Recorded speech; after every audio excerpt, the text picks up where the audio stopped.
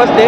या तीर्थक्षेत्र पंढरपुरामध्ये आमची GNM नर्सिंगची batch Karmayogi institute of nursing Shelve Pandharpur आणि GNM सेकंड इयरची बॅच 4 दिवसांना आम्ही इथं कंटिन्युअस सेवा करत आहे, चरण सेवा करत आहे. भक्तादी लोक येतात इथं. आम्ही सगळ्याला पण मसाज वगैरे करून टॅबलेट देणं आणि त्यांना BP चेक करणं, टेम्परेचर चेक करणं इत्यादी आम्ही सगळं पण ह्या सगळ्याला भक्तादी लोकांना आम्ही चांगल्याने सहकार करत आहोत. किती वर्षाची परंपरा आहे तुमची? आम्ही 2 वर्षाची परंपरा आहे. असं आहे का? म्हणजे मागच्या वर्षी होतं? हां, मागच्या वर्षी होतं. 2 वर्षाची परंपरा आमची. हां हां. तर या सेवेच्या दरम्यान काय अनुभव येतो तुम्हाला नेमका? आम्हाला हे अनुभव भेटते की आम्ही चांगल्या भक्तादी लोकांना चांगलं पण आम्ही सहकार करायला पाहिजे, चांगल्या आणि त्यांना ट्रीटमेंट द्यायला पाहिजे, त्यांना चांगलं वाटायला पाहिजे की अजून आपल्याला दर्शनासाठी अजून भक्तादी लोक लई येत आहेत. आम्ही त्याच्यामुळे त्यांना चांगल्या आणि सहकार करून चांगल्या आणि टॅबलेट्स वगैरे देऊन आम्ही हे करतो. जे आलेले भाविक भक्त असतात, वारकरी असतात, ते 100% तुम्हाला किंवा तुमच्या टीमला आशीर्वाद देत असतीलच की? 100% आम्हाला त्यांनी आशीर्वाद देत आहेत, सगळं सहकार करत आहेत चांगल्या आणि भक्तादी लोक. किती दिवसापासून चालू आहे तुमचा हा कॅम्प? आता आजच्याला आम्ही 2 दिवस झाला चालू करून. आज कंटिन्युअस आम्ही 4 दिवसापर्यंत असंच चालू होणार. हा तुमचा पूर्ण स्टाफ किती जणांचा आहे? आम्ही टोटल नाही म्हणजे पण 45 लोक येतात. आमचा स्टाफ आणि स्टुडंट्स म्हणून 45 लोक येतात. म्हणजे मुले आणि मुली म्हणून सगळं? मुलं आणि मुली म्हणून. हां. अजून काय सांगता येईल? अजून काय सांगावं म्हणजे मी आमच्या स्टुडंटला सगळ्यांना पण आभारी सांगतो की सगळे पण असं सहकार करून चांगल्याने भक्तादी लोकांना चांगला ट्रीटमेंट देऊन चांगल्याने हे सगळं पण चांगल्याने व्यवस्थितपणे दिल्यावर मी नमस्कार म्हणून. तुमचं नाव परत एकदा सांगा सर. माझं नाव सोमेश जयंत निकम.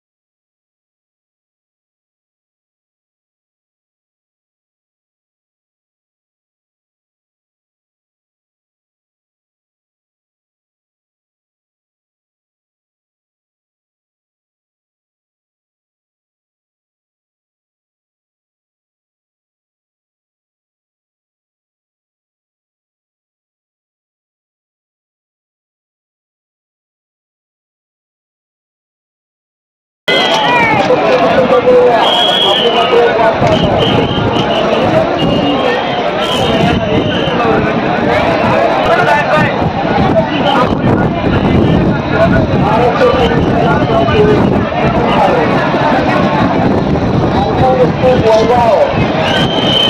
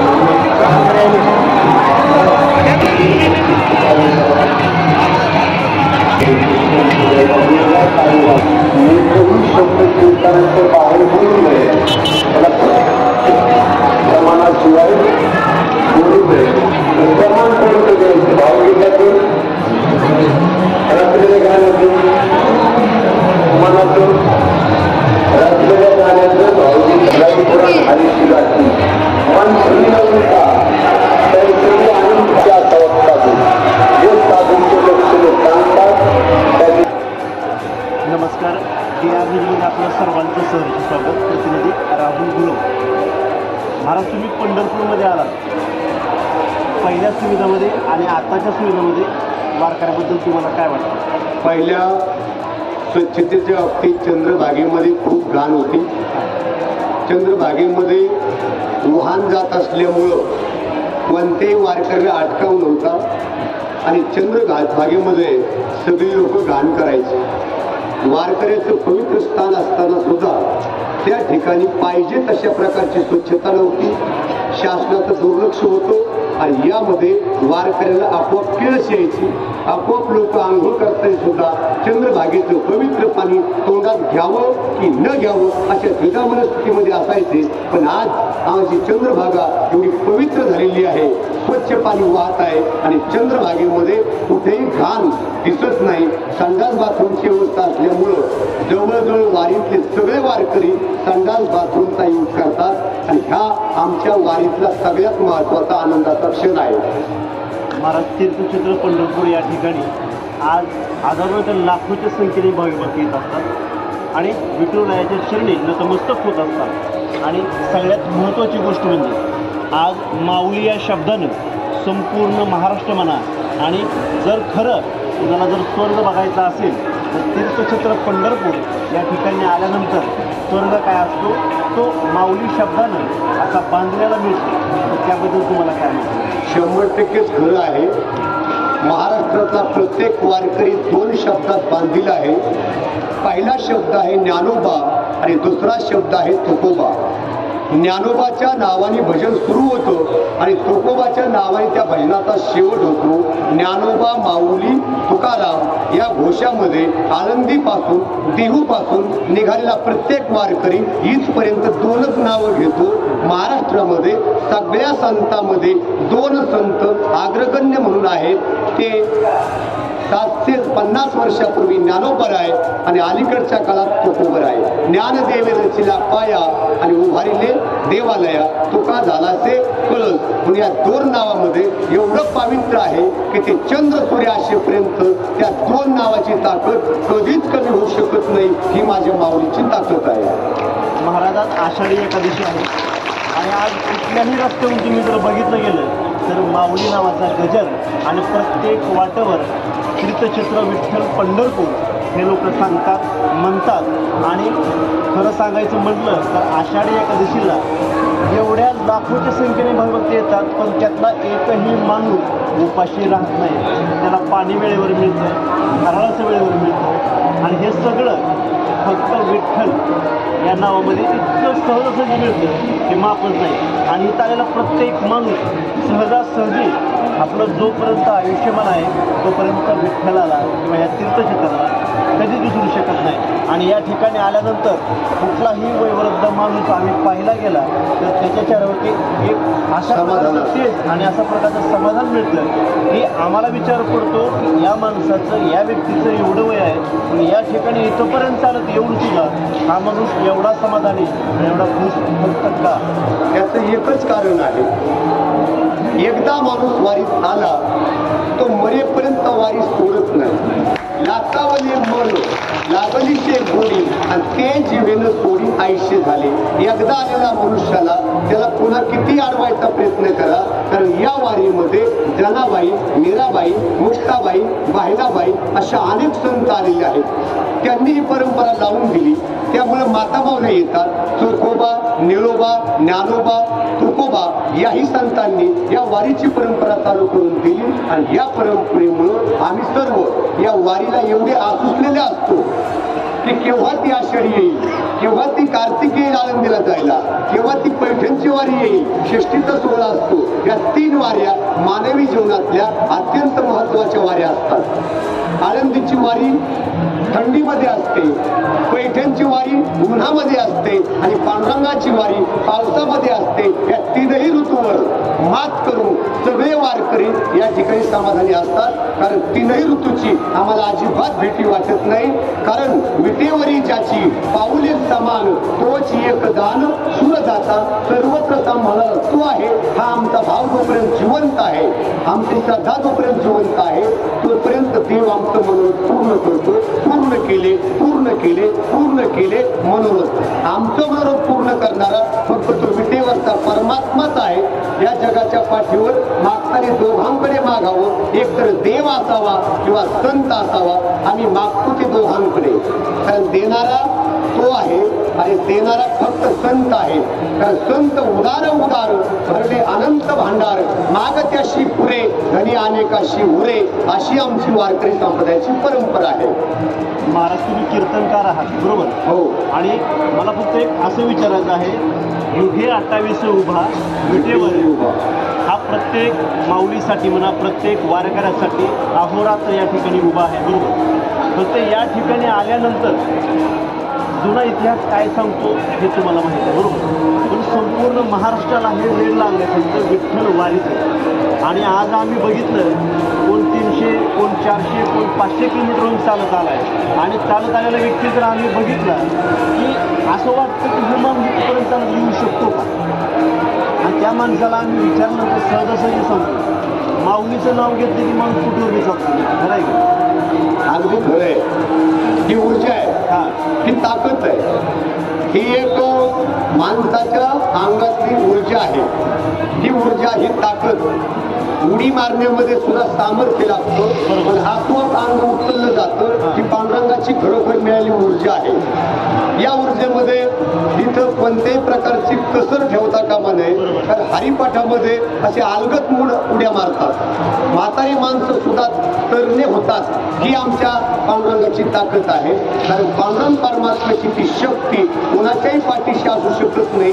काया वाचा मने झाला विष्णुदास, त्याच्याच पाठीशी ही शक्ती असू शकते. कारण एक प्रमाण आहे, प्रारब्ध क्रियामान आणि भक्ता संचित नाही जाण. त्याच्या पाठीमागे एक कारण आहे, अवघा देवची झाला पायी भरोनी अंतरबाई. आतही आहे आणि बाहेरही आहे. पांडुरंग 2 बाजूला आहे, 2 ठिकाणी काम करतो. बाह्य जगतामध्ये कपाळाला गण दिसला, गळ्यात माळे दिसल्या, भाविक दिसतो. पण आतली ऊर्जा मात्र वेगळीच आहे. आतली ऊर्जा मात्र वेगळी आहे. बेंबीच्या देठापासून म्हणतो ना, ती ऊर्जाच काही वेगळी आहे. अहो या ठिकाणी एवढे वारकऱ्याची सेवा करतात. आम्ही सेवा करणाऱ्या माणसाला माणसं मानत नाही, आम्ही त्यांना देव मानतो. आम्ही त्याला पांडुरंग मानतो. की वाटेमध्ये जे लोक आम्हाला आडवे येतात ना, पांडुरंगाशी सारखी सेवा आमची ते करतात, काही कमी पडत नाही. आणि त्यांच्या सेवेतून आम्हाला ही ऊर्जा येते, त्यांच्या अन्नातून आम्हाला ही ऊर्जा येते, त्यांच्या पाण्यातून ही ऊर्जा येते आणि त्यांच्या बोलण्यातून आम्हाला ऊर्जा भेटते. सोपं सांगतो, आम्ही जेव्हा घरी त्यांच्या जातो तेव्हा ते घराची घरं मोकळे करून आम्हाला देतात. आणि त्यांच्या घरामध्ये आम्हाला राहायला जागा देतात. फक्त एक विश्वास आहे, हे पांडुरंगाचे वारकरी आहेत, हे आमचे जवळचे आहेत, हा भाव त्यांचा तयार होतो आणि हाच भाव कायमस्वरूपी टिकून राहावं अशी ईश्वराला प्रार्थना आहे. महाराज, आषाढी एकादशीनिमित्त तुम्हाला शेवटचा प्रश्न विचारतो. आषाढी एकादशीचं महत्त्व नेमकं थोडक्यात काय, आणि आषाढी एकादशी दिवशी या चंद्रभागे ठिकाणी किंवा या विठ्ठलाच्या चरणावरती कोण कोण येत असतं? आषाढी एकादशीच्या दिवशी सगळे वैष्णव, ज्ञानोबारायांनी 18 पगड जाती धर्माचे सगळे संत त्यांच्या काळामध्ये पांडुरंगाच्या दरबारापर्यंत येऊन पोहोचायचं काम केलं. कबीर मोमीन लतीफ मुसलमान, सेना नावी जाण विष्णुदास, कानोपात्रा खेदू पिंदारी तो दादू, भजनी अभेदू हरीचे पायी, चोखा मेळा बंका जातीचे महार, त्याशी सर्वेक्षर ऐक्य करी. पण या सगळ्याच्या पाठीमाग त्या सगळ्याला मंदिरात घेऊन जाणारी एकमेव मूर्ती आहे ज्ञानोबराय. सगळ्यांना एकत्रित करायची ताकद मिळविली मांदी वैष्णवांची. एका छताखाली सगळ्या जाती धर्माचे लोक एकत्रित केले फक्त माझ्या माऊलीनं. तो इतिहास आम्ही कधीच विसरणार नाही आणि आजही ती कृपा छत्र आहे. 18 पगड जाती धर्माचे लोक या दिंडीमध्ये चालतात. इथं फक्त एकच शब्द आहे, माऊली. सारखा थोडं पुढं, माऊली चला, माऊली चला, माऊली चला. लात लागली तरी माऊली, पाया पडलं तरी माऊली, सरकायचं तरी माऊली. या शब्दात एवढी ताकद आहे. माऊलीला माऊली बनवणारे त्यांचे गुरुदेव निवृत्तीनाथ महाराज आहेत. त्रिगुरु तारिका आस्था पाठी राखा, इतरांचा लेखा कोण करी. अशा निवृत्तीनाथांनी माऊलीला ज्ञानी यांचा राजा बनवलं आणि ते राजा आज तगायत जगाच्या पाठीवर सगळ्या लोकांचं साम्राज्य करतात. ही आमच्या वारकऱ्याचं भूषण आहे. शेवटचा प्रश्न विचारतो तुम्हाला. आषाढी एकादशी निमित्त संत ज्ञानेश्वर, संत तुकाराम महाराज, गुरुबा काका अशा असंख्य पालख्या येतात. त्याचं कारण काय? वेगवेगळ्या विभागातून वेगवेगळ्या श्रद्धा असतात. श्रद्धास्थानात सगळे लोक एकत्रित येतात. गुरुबा काकांच्या तेरमध्ये काकाचे लोक एकत्रित येतात, काकांच्या परिसरातले लोक एकत्रित येतात. असं काही समजू नका की आम्ही काकाला मानत नाही. काका तर जगातले सगळ्याचे साधू आहेत, जगाच्या कल्याणा संतांच्या विभूत. तसंच मंगळवेढ्यावरून काही दिंड्या येतात, इकडून वामन भाऊच्या फळावरून काही दिंड्या येतात, भगवान बाबाच्या फळावरून येतात, आळंदीच्या फळावरून दिंड्या येतात, अनेक सुदुंबऱ्यावरून जंगाली महाराजांची दिंडी येते.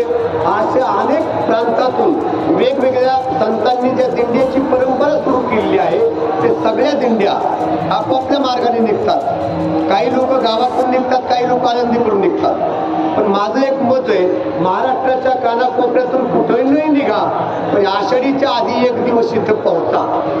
कारण हा सोहळा डोळ्यांनी पाहण्याकरता सुद्धा भाग्य लागतं. मी आताच सांगितलं 2025चा सोहळा पाहिलाय. 26चा पाहण्याकरता आपण असावं ही त्याच्याकडे विनंती करा. आपण 26चा सोहळा पाहावा ही अपेक्षा त्याच्याकडे व्यक्त करा. कारण आषाढीसारखा सोहळा जगाच्या पाठीवर कुठंच पाहायला भेटत नाही. काशीमध्ये यात्रा आहे, सोहळा नाही. मथुरेमध्ये यात्रा आहे, सोहळा नाही. अशा अनेक तीर्थाच्या ठिकाणी यात्रा असतात पण सोहळा नसतो. आणि हा सोहळा पाहण्याकरता आपण इथं एकत्रित येतो. इथं कुणाचा वाद होत नाही, इथं कुणी कोणाला त्रास देत नाही. इथं सगळे एका छताखाली राहतात. ही वैष्णवांची परंपरा आहे. आषाढी एकादशीचं महत्त्व. विष्णू महाराज लिंबोडीकर, श्री क्षेत्र रामगड संस्थान देवी निमगाव. मी जवळजवळ या तुळजा भवानी दिंडीमध्ये 18 वर्षापासून एकनिष्ठपणे वाटचाल करत आहे. आमच्या दिंडीचे चालक बाबूराव पाटील सूर्यवंशी यांनी सुरुवातीपासून या दिंडीमध्ये एवढा सहभाग घेऊन सक्रिय झाले की त्यांनी आता सर्वस्व दिंडीला समर्पित केलंय आणि देवाच्या कार्यामध्ये सतत ते आपल्या जीवनाला वाहून घेतलंय. मी आता सांगितलं की ते सतत हरिपाठ करतात, कथा कीर्तन ऐकण्यामध्ये तत्पर असतात आणि त्यांच्या सानिध्यामध्ये 18 वर्षे एकनिष्ठपणे मी चालत आलेलो आहे. आतापर्यंत तात्या आणि आम्ही एकत्रित आलो. ही सेवा शेवटपर्यंत आमची एकत्रित चालावी एवढीच अपेक्षा पांडुरंगाची चिरी प्रार्थना करतो की आम्हाला त्या दिंडीच्या माध्यमातून वारकऱ्याची सेवा घडो. कधी कधी असं होतं की दिंड्या एकीच्या 2, दोन्हीच्या 4 होतात. पण माझं मत आहे एकनिष्ठ शब्दाचा अर्थ दिंडी फुटल्यावर लागू पडत नाही. एकनिष्ठ शब्दाचा अर्थ दिंडी फुटल्यावर लागू पडत नाही. म्हणून एकनिष्ठ राहा. एका दिंडीत जाताय ना त्यांच्याच बरोबर जा. आमच्या बरोबर या कधी आग्रह करणार नाही. ज्यांच्या बरोबर जातात त्यांच्याच बरोबर जा. पण तिथं एकनिष्ठ राहा. विश्वास तो करी स्वामीवरील सत्ता. प्रतिनिधी राहुल गुरव, DR न्यूज.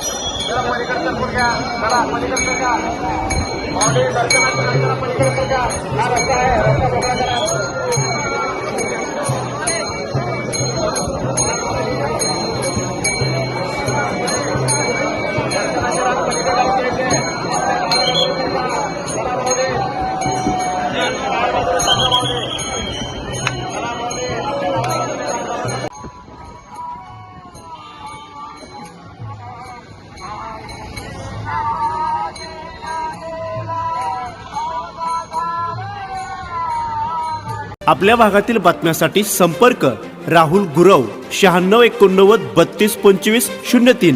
चला तर मग आजच संपर्क साधा आपल्या भागातील बातम्यांसाठी.